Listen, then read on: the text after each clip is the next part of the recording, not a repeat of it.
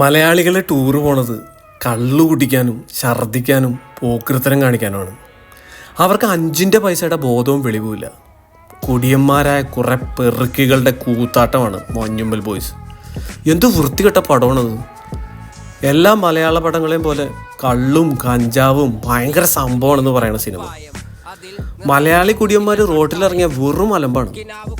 കേരളത്തിലെ എല്ലാ കല്യാണ വീട്ടിലും ഉണ്ടാവും ഇതുപോലുള്ള കുറെ കുടിയന്മാർ. ചിലപ്പോൾ കല്യാണച്ചക്കൻ വരെ കള്ളു കുടിച്ച് വാൾ വെച്ച് നശിപ്പിക്കും. കഞ്ചാവിന് അടിമകളായ എറണാകുളത്തെ ഒരു സംഘമാണ് ഇന്ന് മലയാള സിനിമയുടെ മെയിൻ ആൾക്കാർ. കള്ളും കഞ്ചാവും വ്യഭിചാരവും ഒക്കെയാണ് ഇപ്പോഴത്തെ മലയാള സിനിമയിൽ അധികവും. നാടിൻ്റെ ക്ഷേമത്തിനായിട്ട് പ്രവർത്തിക്കുന്ന ഒരു സർക്കാർ കേരളത്തിലുണ്ടെങ്കിൽ ഈ സിനിമാക്കാരൊക്കെ പിടിച്ച് അകത്തിടണം. ജയമോഹൻ ഇതൊക്കെ പറഞ്ഞത് എന്തിനാണെന്നറിയോ? ചരിത്രത്തിൽ ആദ്യമായിട്ട് ഒരു മലയാള സിനിമ തമിഴിൽ ബോക്സ് ഓഫീസ് ഹിറ്റായി. തമിഴ് മീഡിയ മുഴുവൻ ഇപ്പോൾ ആ